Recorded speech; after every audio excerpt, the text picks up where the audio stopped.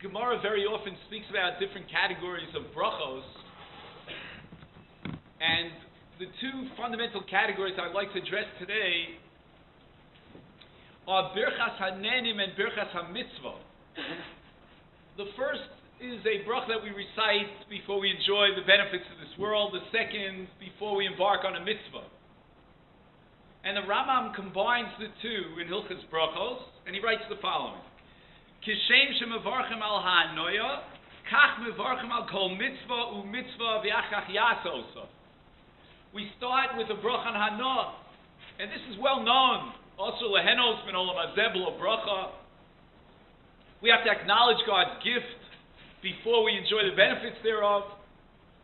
And the birchas hamitzvah seems to be, at face value, a completely independent category, and yet the Rambam combines them with the word kishem, as if to say that to benefit from a mitzvah is also to some extent a hana. And I know, I'm sure you're all thinking of the question, but mitzvahs lav lehenos nitnu?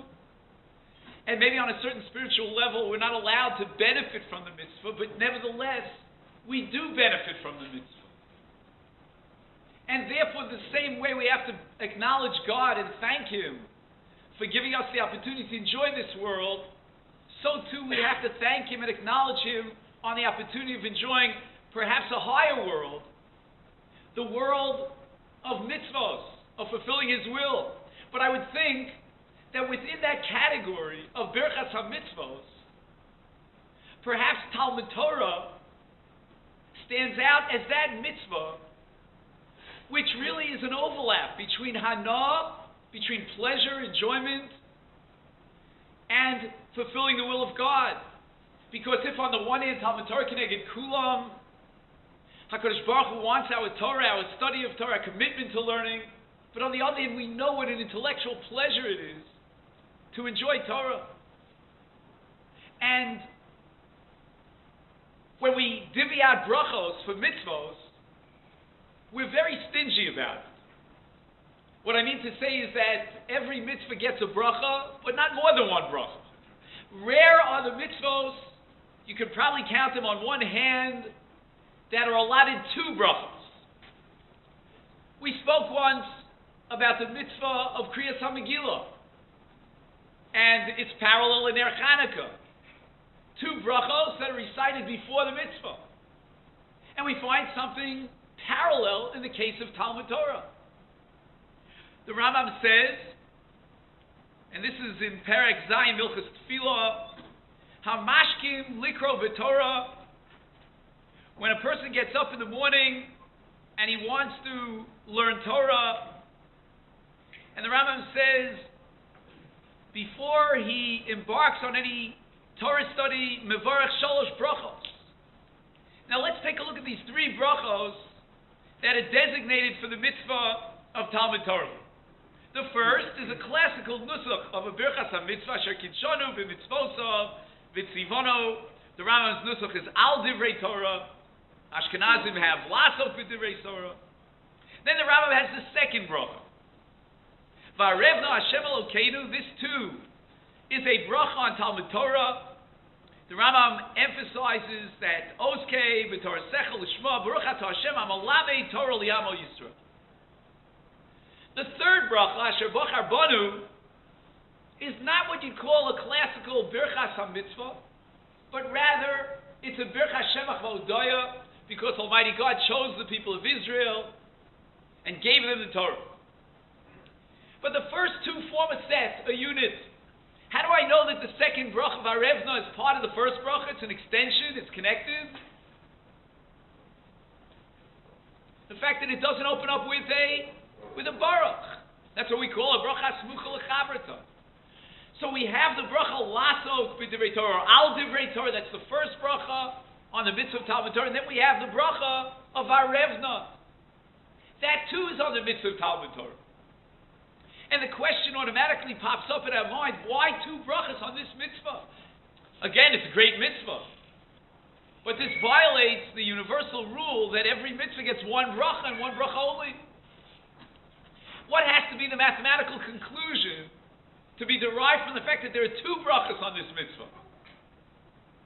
That it's more than one what? It's more than one mitzvah. It's two mitzvahs. For example, we spoke about Mikra Megillah.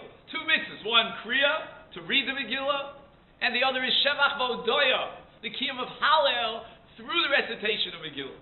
And each one gets its own bracha. A bracha, Asher Kitshon Mitzvoso, Al Mikra Megillah, and then a bracha, Shos HaNisim L'Avoseinu, on the Pirsum, and the Shevach V'Odoya to Hashem for having given us these great miracles to the salvation. But in the case of Talmud Torah, I postulate that the mitzvah is one, and it's not a double mitzvah. It's a mitzvah of intellectual study, to know the Torah. And what do you say?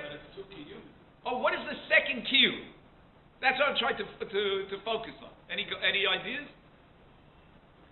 Again, the first kiyum is certainly to study Torah in order to pursue its knowledge, to acquire Yedias HaTorah. But what is the second kiyum of Talmud Torah? And I want you to emphasize in the Bracha of Harevna the last word before the Chasima. And does anybody remember what the last word before the Chasima is? Lishma. Somehow the concept of Torah Lishma will add a second dimension, a second kiyum to the mitzvah of Talmud Torah. But before we see that, I'd like to raise a few other questions. The most fundamental question, if anyone studies the laws of Talmud Torah, is what's the nature and the scope of that obligation? Is one obligated to study Torah 24/7, every moment of the day? Is one obligated to study Torah only at certain intervals during the day? How far does the mitzvah of Talmud Torah take us? And I like to point out a seeming contradiction in the Rambam.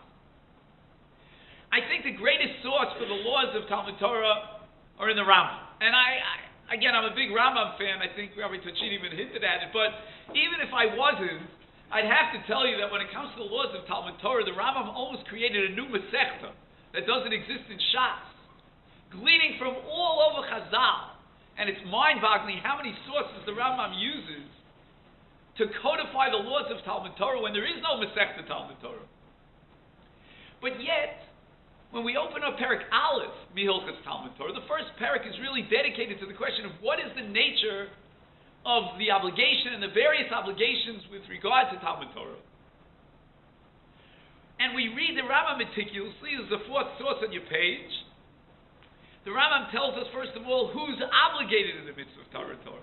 And he says the following, Kol ish mi Yisrael chayav b'Talmud Torah bein ani ubein ashir. So the Rambam goes out of his way to emphasize that your financial situation is not relevant to the obligation of Talmud Torah. Then he says, bein sholem begufo, bein bal yisurim. Even your physical health situation is not a factor. Bein bocher, bein zokein, gadol shetoshes kocho, your age is not a factor. Everybody is equally obligated in the mitzvah Talmud Torah. Even an ani who's at the point of poverty, Rachman al-Litzlan, he has to knock on doors, and then the Rambam gets to the category, the afilu, the chiddush of the Rambam, in the most difficult challenge of Talmud Torah. We've gotten past the aniyim, we've gotten past the zkenim, the bal yisurim, and finally, with the crafts, afilu bal ishu banim. Even someone who has a family and family obligations make it very difficult and challenging to dedicate oneself to Torah study. But now the Rambam tells us, okay, so we've got everyone on board. Everyone's obligated. But what do I have to do? What's the nature? What's the scope? Define it for me. And let's read the Rambam very carefully. Chayav likvo lo zman litalmud Torah bayom u'balayla. Okay, let's go slowly. Supposing I'm kovea zman in the morning and not in the evening, or vice versa. Have I fulfilled my obligation? No.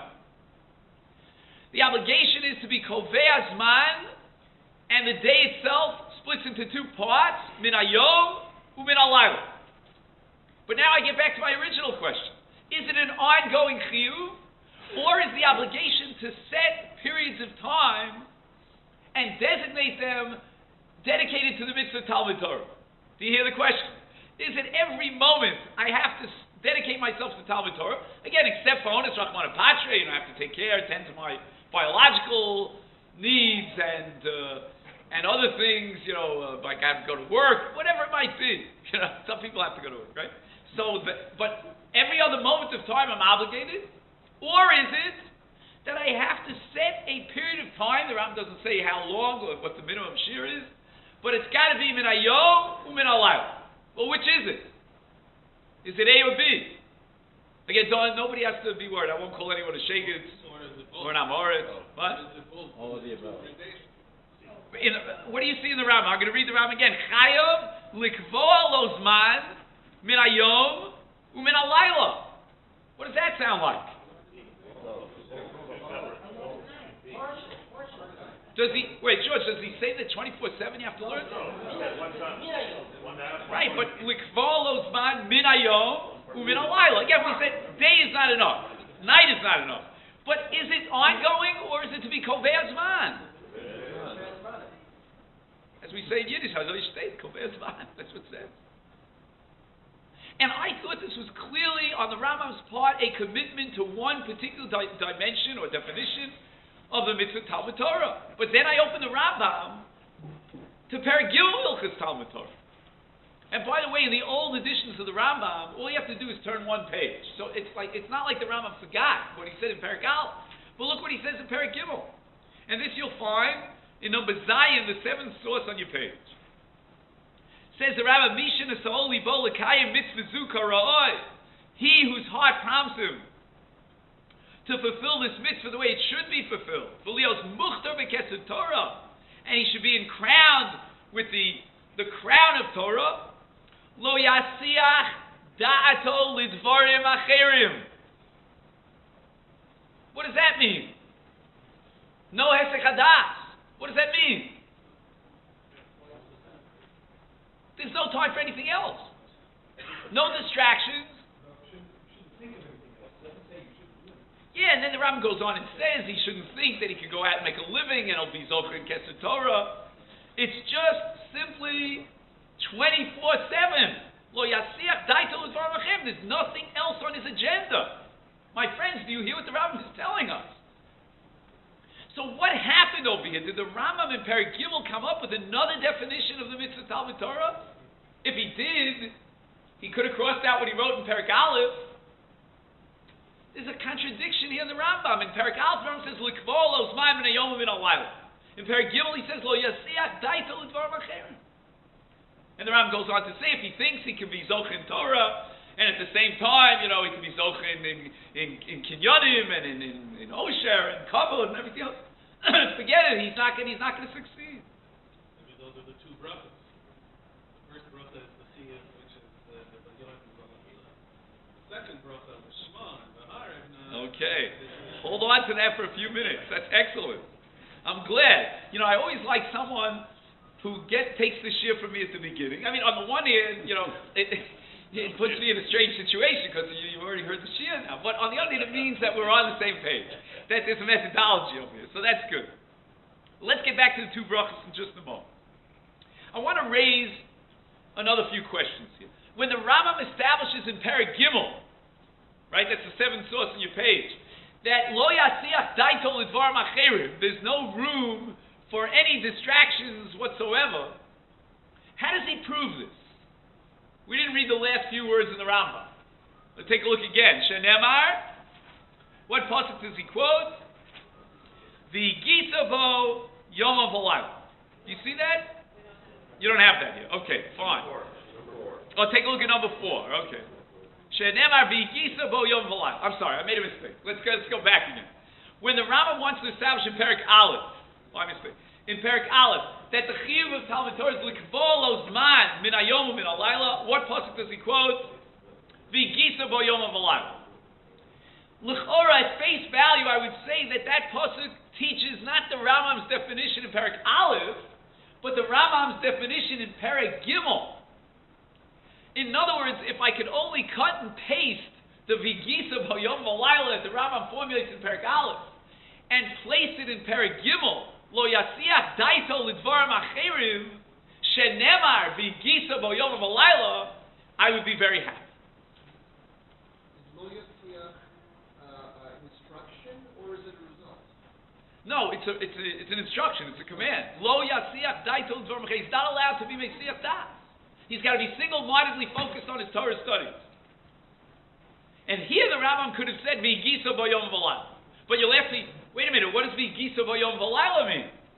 Does Vigisa B'Yom V'Layla mean attach a period of time, both from Yom as a unit and Laila as a unit, dedicated to the study of Talmud Torah? Or does Vigisa B'Yom V'Layla mean that we have to learn Torah 24/7, with non-stop, no interruptions? In Torah study. But what does it mean, Yom V'Layla? Does it mean constantly Yom V'Layla? Or to set aside a period of time within the Yom V'Layla? Well, let's look at the Gemara Menachos. Do you see the Gemara Menachos? This is a very, very famous Gemara, a world-class Gemara. This is number Vav on your page. Shaul ben Doma ben Achoso shel Rabbi Yishmael ben Doma, the nephew of Rabbi Yishmael, asked a question to his uncle, Rabbi Yishmael.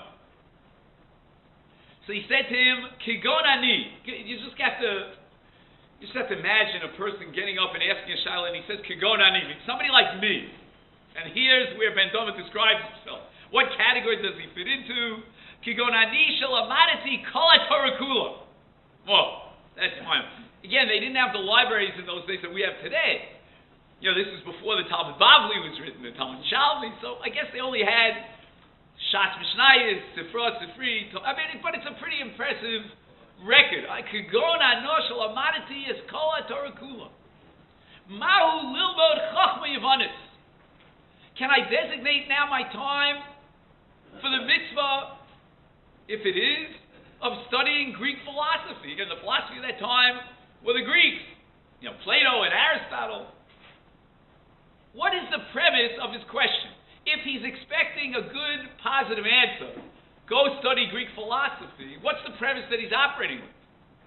That he already was Makayim the mitzvah, correct? But he's not sure about it. Ma'u lilmod chachma yavanis.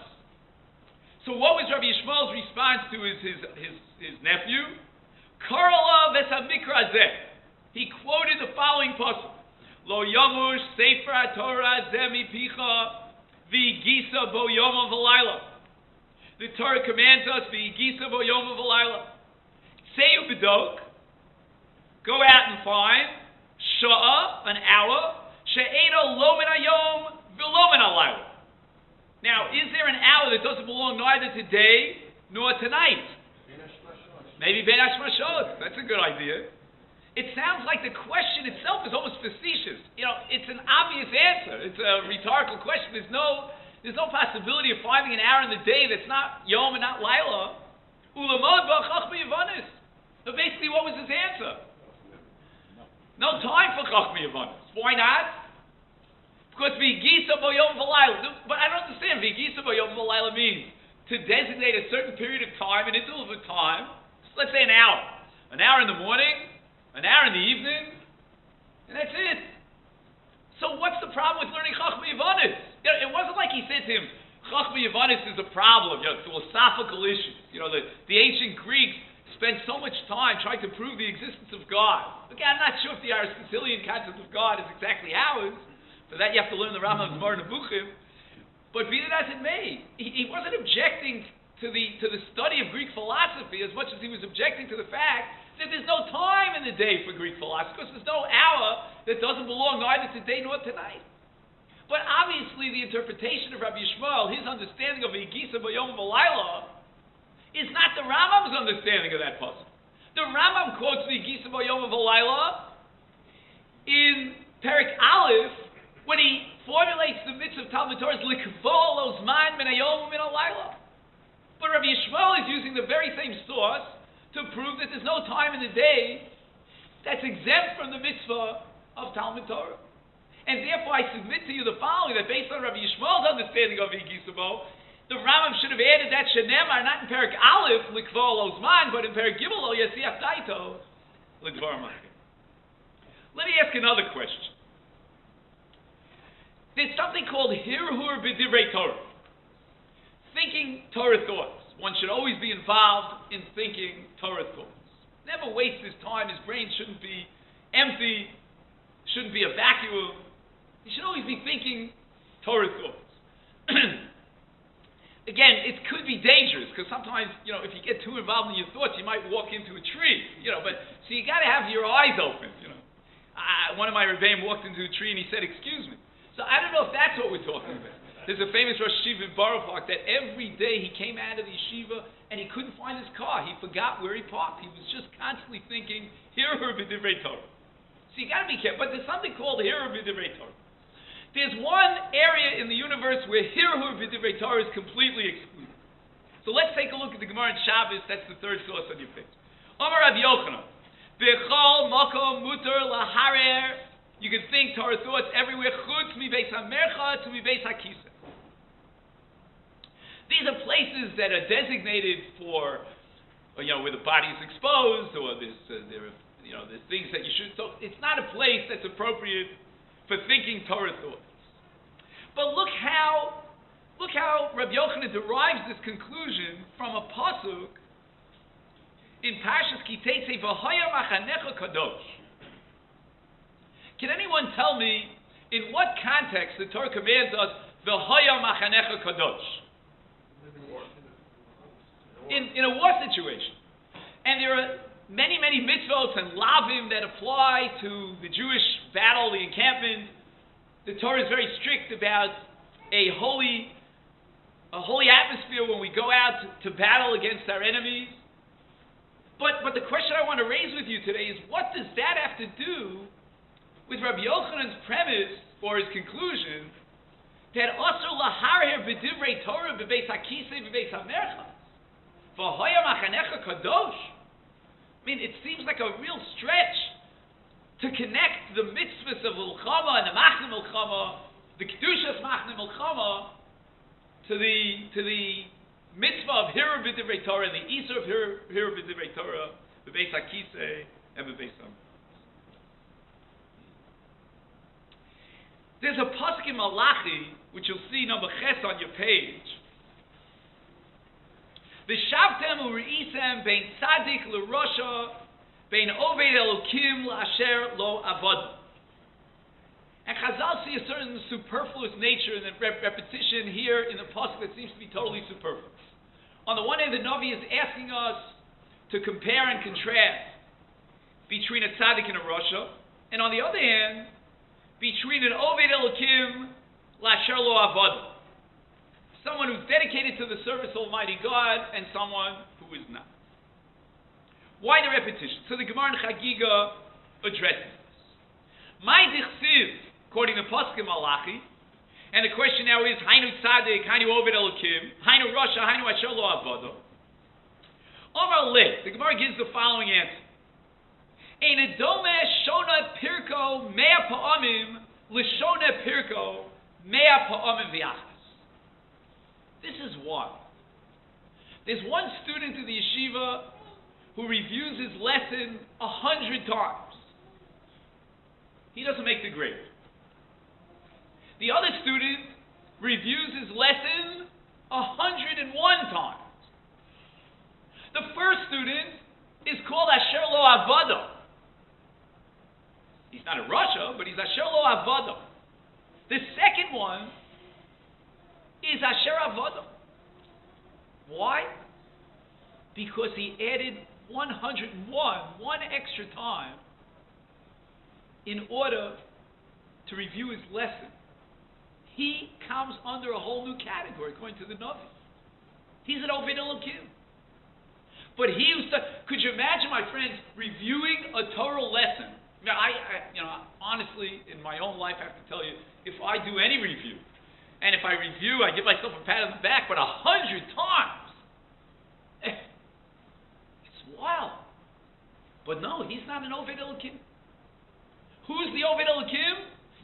Sfaradim have a minhag in many communities when they donate, when they pledge money, they pledge 101. I don't know if you know this. Yeah, we usually pledge multiples of 18. That's more of an Ashkenazi tradition. Chai, multiples of Chai. They have a tradition 101. And I asked around how they came to it. So Yesh Garsim, some say that because Michael in Gematria is 101, that's the Malach that protects Klal Yisrael. I think that the source for 101 is this Gemara. But what is so important about 101? Why is the extra time that he puts in to review his lesson so critical? Makes such a transformation that all of a sudden he enters into a new category and he's called an Ovidolog. In order to understand this, I think we have to spend a few minutes trying to figure out what is the concept of Keser Torah. Keser Torah being crowned with the Torah. It's a strange kind of metaphor. If you would talk to me about Keser Malchus, I understand. The Ramban says that Kahuna is related to Malchus, and therefore there's a Keser Kahuna. But Keser Torah, what does it mean to be, to wear the crown of Torah? And over again, Chazal and the Rambam put so much emphasis on this concept of Keser Torah. I don't know, is there any shul here in town called Keser Torah? No? I thought every city in America has one Beis Knesset, Keser Torah. Okay. So, next time you're in New York, I'll take you to Keser Torah, Congregation Keser Torah. What? Okay. In any event, it's a nice name, Keser Torah. It really has sources. The Gemara tells us, regarding Keser Torah, if you take a look at source number 10, that's Yud, Shmos Lamed Gimel Vav, and there's a pasuk there that speaks about Edom, and the word Edom has to be understood. And the Gemara says in Shabbos, Dorash Rav Simloi, one of the most famous Gemaras, Agaditis in Shabbos, V'shosh Ikdivu Yisrael Nase V'dishma, 600,000 Malachi Asheris came down. Ulechol echad v'echad miYisrael kashru lo shnei ksarim. Echad keneged nase v'echad keneged nishma. After the Egel, these ksarim were removed, and then they were given over to Moshe Rabbeinu, and then after the Bnei Yisrael did tshuva, they got the ksarim back. All this emphasis on Keser. In fact, Moshe Rabbeinu, when he comes down from Har Sinai, which you'll see in Shmos Lamed Daled Pasuk Chav Tes, Vayihi v'redis Moshe me'Har Sinai u'shnei luchos ha'yidus biyad Moshe b'rito min ha'har u'Moshe lo yoda ki karan or panov v'dabro ito. What is this concept of karan or panov? And what's it related to? So in Pirkei de Rabbi Lezer, the Brisa describing Rabbi Lezer HaGadol, the Tana, teaching Torah, says that karan or panov kipnei Moshe Rabbeinu. Now, what was Rabbi Lezer HaGadol doing when his head radiated this Keren Ora? He was teaching Torah. And the Brisa compares that to Moshe Rabbeinu and Karan Or Panov. Apparently, the Madrega of Moshe Rabbeinu, of Karan Or Panov, is not Moshe Rabbeinu as a Navi, but Moshe Rabbeinu as Rabbeinu, as the teacher of Torah. Somehow Torah encrowns someone with a Keser that radiates. Let's go back to the Rambam in Perek Gimel Milchus Talmud Torah. The Rambam, which you saw in number Zion, opens up that Perek. We're looking at Halacha Vav, but in the first 5 halachas of that Perek, he talks about Keser Torah. He speaks about the fact that Keser Torah is the greatest of the 3 Ksarim, it's the superior Keser. He speaks about the fact that a Talmud Chacham, who's crowned with the Keser Torah, comes before a Melech, he comes before a Talmud Chacham, a Kohen, because Keser Torah is the greatest Keser. But Rebbeinu Shalom, I don't understand why all this emphasis on Keser Torah.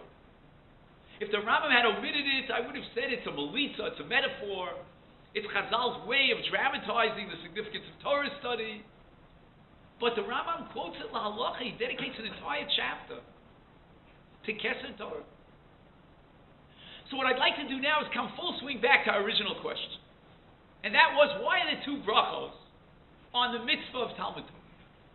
And the answer has to be that there are 2 dimensions or 2 kiyumim in the mitzvah of Talmud Torah. If one were to claim, and that would be our intuition, that the mitzvah of Talmud Torah exhausts itself with the intellectual pursuit of Torah knowledge, with the act of Maisa of Talmud Torah, of Limud Torah, I think that would be half the story, and we'd be missing the point. There's an entirely different dimension to the mitzvah of Talmud Torah.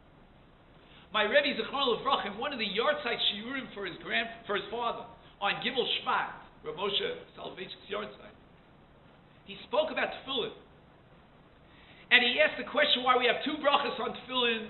I don't know if everyone here recites two brachas on tefillin. I only recite one, but those who have the midrash of reciting two brachas on tefillin, certainly someone who's sach bein tefillin, the tefillin has to recite two brachos. And he explained that the first bracha on the mitzvah of tefillin is on the Maisa Hanocha, just simply placing the tefillin on our arm and on our head. But the second bracha, al mitzvah tefillin, is on a different dimension of the mitzvah of tefillin. And that is that a person who wears tefillin is sanctified with kedushas tefillin. There's a new transformation of the person. The Rav used the term kiddush hagavra. There's a kiddush, an act of sanctifying the person. Just like we enter into Shabbos or Moadim, and that sanctifies us with the kedushas hazman, so too tefillin has within them a kedushas hagavra, kedusha of the person who is utter b'tefillin. And that's why the Rambam, you'll see on the second side of your page, in number Chav Beis, speaks about Kol Zman Shatfilin Barosho Shel Adam V'Alzro Hu Onav V'Yerishamayim V'Eino Nimshach B'Schok U'B'Sicha B'Teila V'Eino Mahar Machshavos Ros.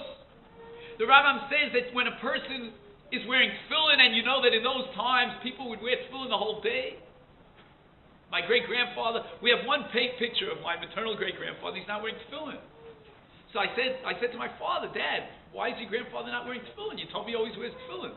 He told me that picture was taken for a passport. It's the only picture we have of my great-grandfather. And he doesn't have tefillin on, because for the passport picture, he had to take off his tefillin.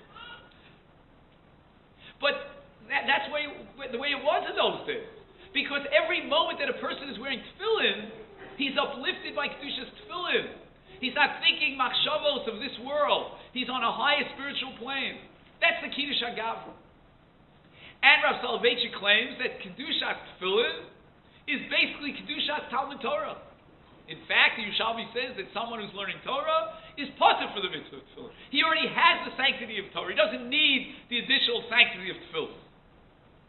If that be the case, going back to our original question, there are two dimensions to the mitzvah of Talmud Torah. One is the act of Torah study.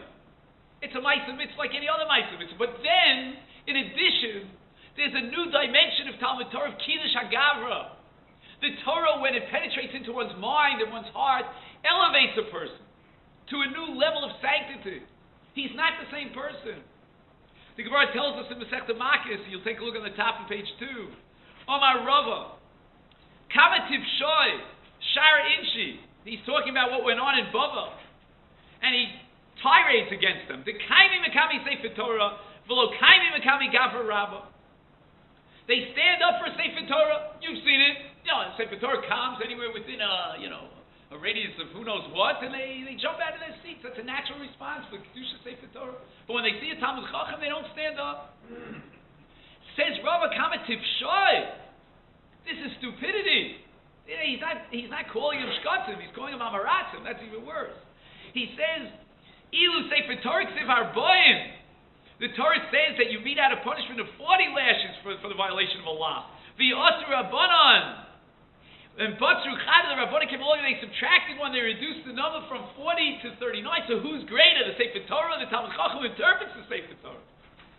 It means that the Talmud Chacham experiences a transformation of his personality. The mitzvah of standing up, of Hidur Talmidei Chachamim, of Hidur Zkenim, is a reflection of the fact that the Talmud Chacham, insofar as the Torah is penetrated into his heart and into his soul, has been uplifted, has been transformed, has been sanctified to a Kedusha Sefer Torah, and even greater than that of a Sefer Torah. He's a living, walking Sefer Torah. And therefore, that Kedushas Hagavra of the person who's sanctified with Talmud Torah generates a chiyuv of kavod of Hidur. And if that be the case, then we can understand the Mishnah in Avos, which is on the bottom of your page 1. The Mishnah says, Rabbi Meir Omer Kala Osek Bat Torah Lishma, please emphasize the word Lishma.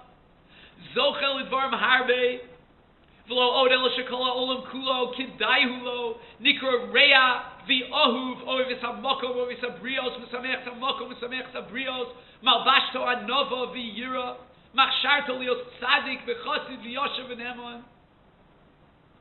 What is Rabbi Meir telling us about Torah Lishma? Kiddush Hagaf. The person is sanctified, he's uplifted, his whole personality is transformed. And therefore, so many descriptions about his anova and his yira, the nenemi menu eitzav and tushia, all the different levels that apply to a Talmud Chacham, as a result, a reflection of his Kedushas Hagaf.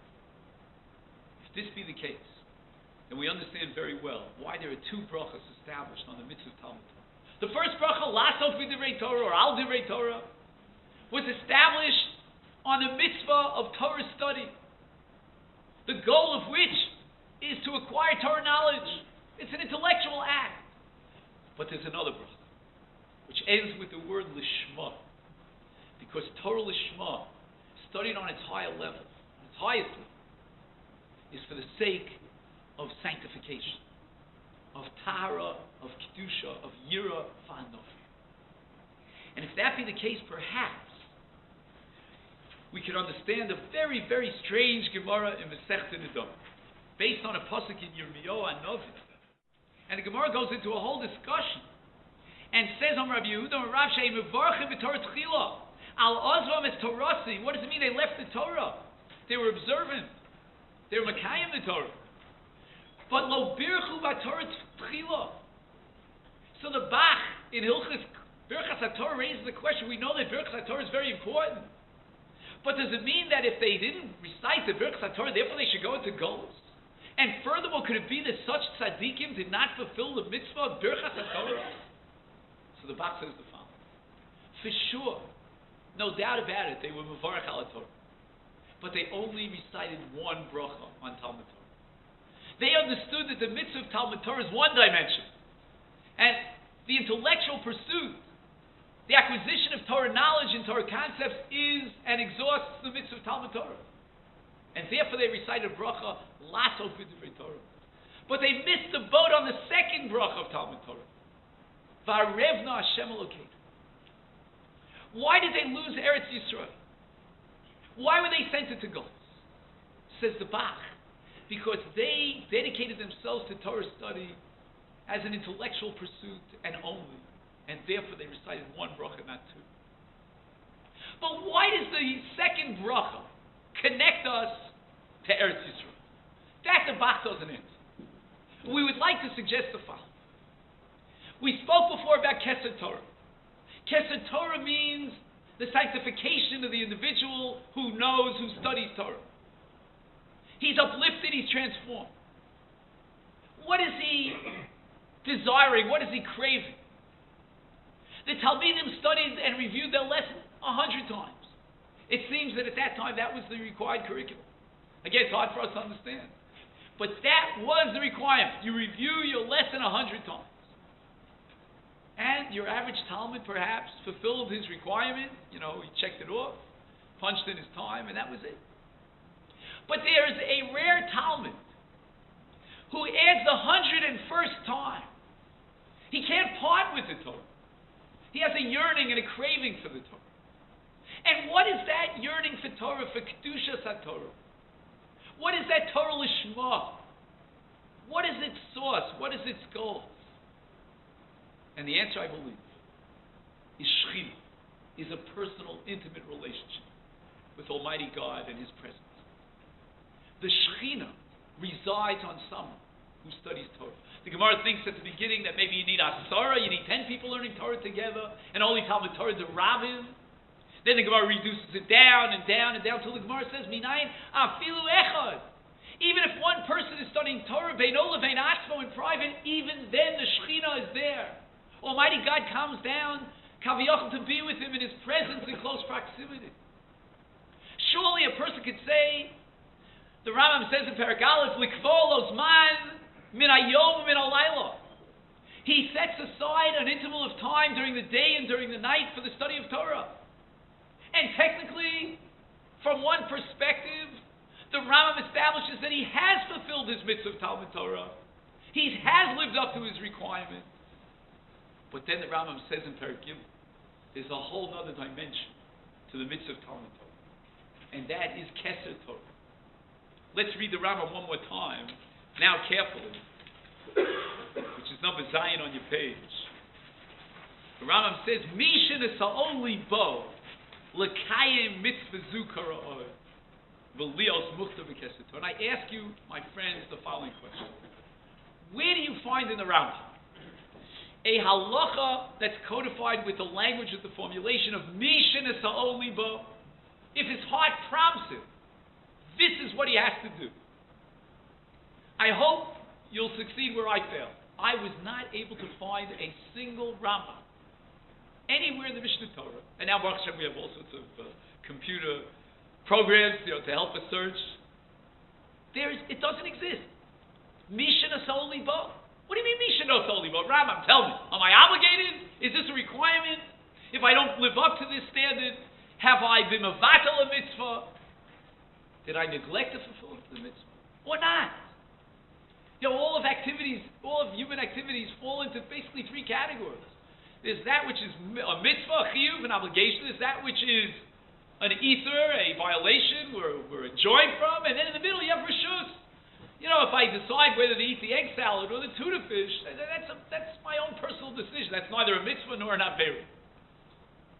And now the Rambam is breaking new ground. There's a whole new category. It's not a mitzvah in the sense of chova. The precondition is misha nesa'oli bo. In a sense, it's a voluntary step forward to the plate, as we say. I want to fulfill this mitzvah. I'm not satisfied with the halacha as Rambam formulates in Perek Aleph, likvolo zman min hayom lo. It's not sufficient for me to check off the list and say, yes, I was yaitzik gevezen. I fulfilled my obligation. I learned for an hour here and an hour there. Great. No. I have an asiyus halev. My heart prompts me. I have an internal desire in my very essence, in my very soul, a craving for the second dimension of Talmud Torah. And that's why the Rambam writes, Misha nesa'oli bo l'kayim mitzvah zu karoi. What mitzvah? He doesn't say Talmud Torah. What does he say?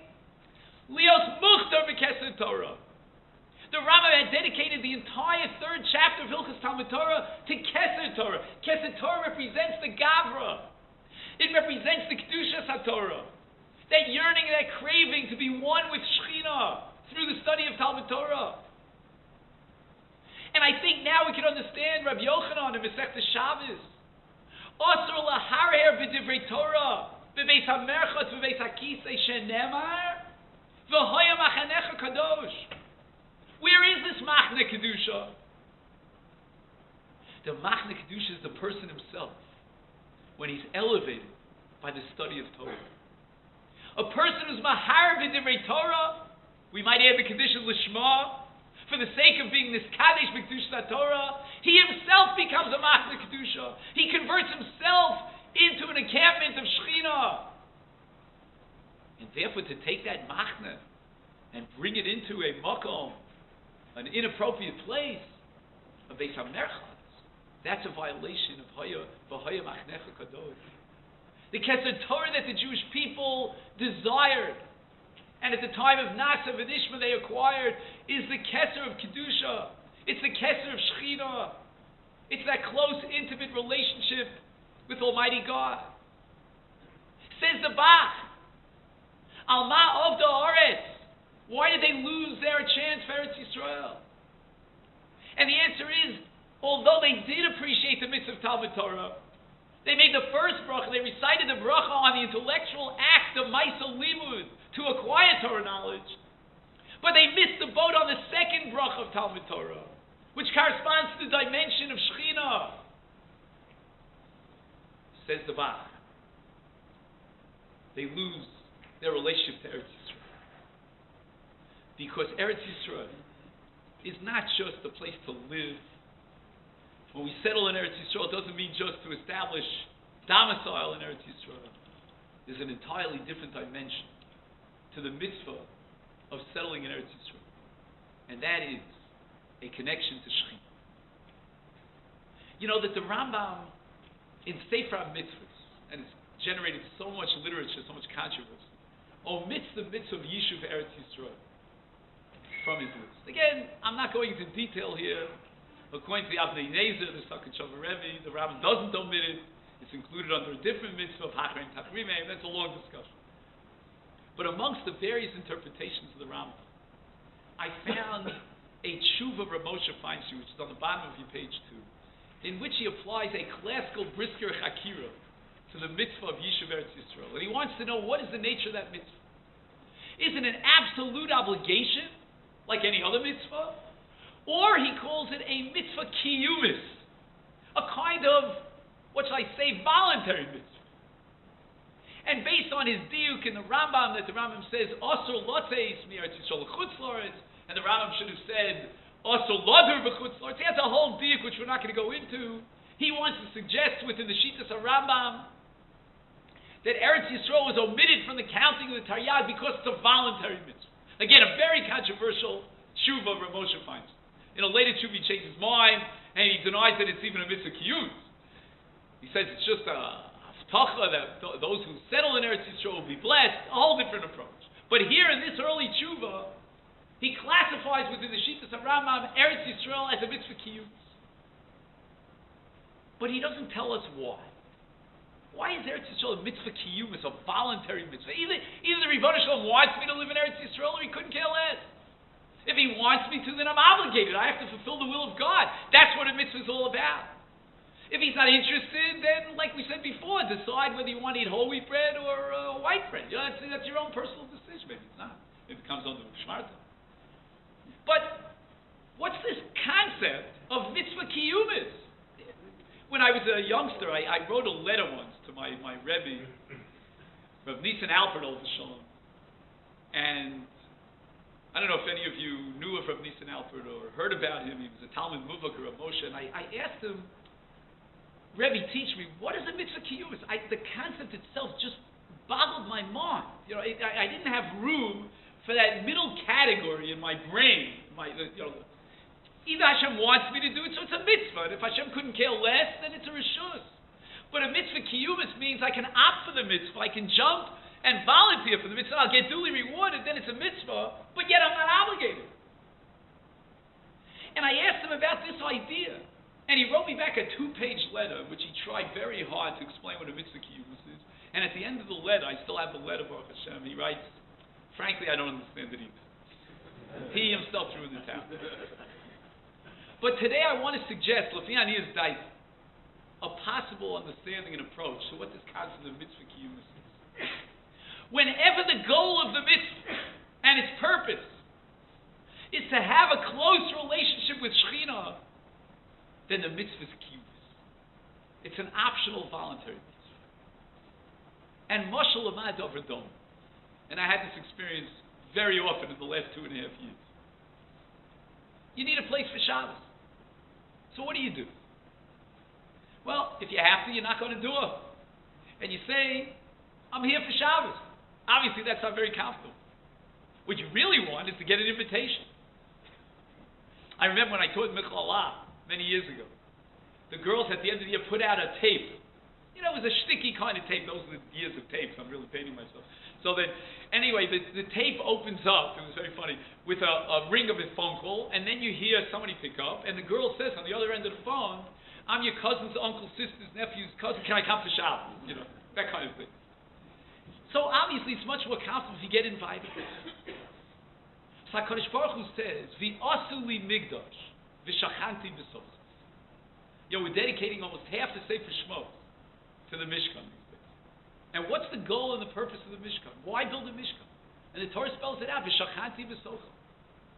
So we should all jump and contribute to the building of the Mishkan. What a great opportunity. And yet, does the Torah obligate us to shell out for the building of a Mishkan? And the Torah says, Mikol ish asher yidvenu libo tikkun trumasi. It's an optional mitzvah. The Brisker Rav al Torah points this out. That there's no obligation to to come forward and contribute for the building of the Mishkan. It was the greatest fundraising endeavor in the history of the Jewish people. As a matter of fact, at one point they had to tell them, die, we had enough. Wow, that's great. Can you imagine that? Because they jumped forward. But it was B'nedivus Halev. Almost the same identical phrase which the Rambam uses in Perek Gimel, Milchas Talmud Torah, Keser Torah. And the answer is, I believe that HaKadosh Baruch Hu says to Klal Yisrael, look, we can have a long-distance relationship. That's fine. I'm up in the 7th Zvul. Send me a postcard, give me a long-distance call. Today you can get on a plan and you could reduce the price. And HaKadosh Baruch Hu says, I'll give you another option. If you want it, if you desire it, I'll come and I'll be present in your midst. Instead of being up there in the Shmei Shamayim, we can have a close, intimate relationship. But it's got to be B'nedivus Halev. HaKadosh Baruch Hu says, I refuse to impose myself on you. I want an invitation. HaKadosh Baruch Hu, when it comes to Shechina, does not obligate us. There's no kfiyah, there's no enforcement. Normally, the universal principle is kofan al mitzvahs. But if the essence of the mitzvah is Shechina, then HaKadosh Baruch Hu says, look, it's up to you. The decision is yours. If you crave a close relationship with Shechina, if you want that intimacy, then I believe the Rambam in Perek Aleph Milchas Talmud Torah is talking about the standard chiyuv in the first dimension of Talmud Torah.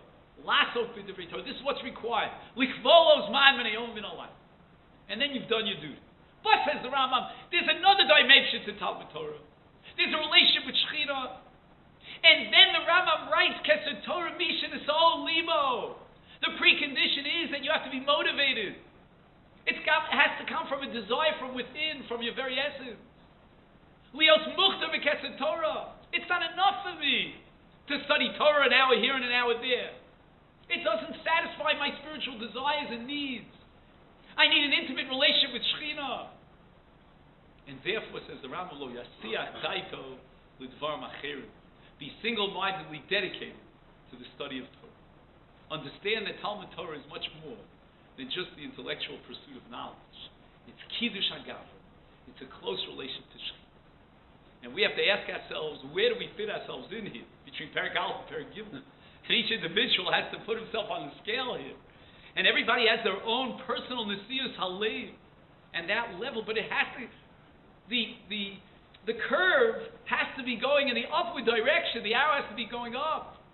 Our whole life is really dedicated to getting from Perek Aleph Milchas Talmud Torah to Perek Gimel Milchas Talmud. And the same thing applies to any mitzvah whose essence is a close relationship with Shechina.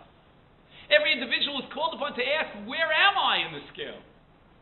Am I far away from the Shechina Chas Shalom, just performing perfunctorily my basic obligations? Or do I have she'ifot, do I have yearnings and desires to climb the ladder, to get closer and closer to the Shechina, through Nesiyas Limo, through Nedivus Halev, until ultimately I reach the level of having that achievement, in which V'shachanti v'socham, I can invite HaKadosh Baruch Hu Kaviyachol to be together with me in one abode under one roof. This is the challenge, I believe, of Eretz Yisrael today. Many of my students ask me, is there a mitzvah of living in Eretz Yisrael or not? And it's a complicated question. And the answers really vary, and there's so many variables that come into play. But I say the following. You'll quote me this Gemara and that Gemara. Yeah, technically I'm exempt from the mitzvah of Eretz Yisrael. I have to make a living, and I have to this, and after that. There are all sorts of technicalities. But the bottom line is, it's got to be B'nedivus Halev. The mitzvah of Yeshiva Eretz Yisrael, like the second dimension of Talmud Torah, means Kiddush HaGavra. Means having that close relationship with the land of Ki Einei Hashem Elokecha Ba Mireshis Hashanah Ad Achris Hashanah, where Almighty God in His providence is direct, intimate, immediate in Eretz Yisrael for those who dwell therein. And it's got to be B'nedivus Halev. We have to reach that level of being an Oved Elokim, not Chas v'Shalom, the other alternative. We have to want that Torah so much that we add the 101st level, and never to give up on our aspirations for Keser Torah for Shechina. And Amir Hashem will go in that path. And we'll desire Torah, we'll desire Shechina, we'll desire Eretz Yisrael. Then no doubt we'll see the kiyum of the pasuk, V'asu li Midrash, V'shachanti v'socham the Shechina amongst us. In Eretz Yisrael today, with rebuilding the Beis HaMikdash, and Ashras HaShechina, the hair of Yomim. I'll take this opportunity to thank everyone for all the sponsors and everyone who came together to learn Torah today. I wish everyone a great deal of Hatzlacha and a Purim Sameach.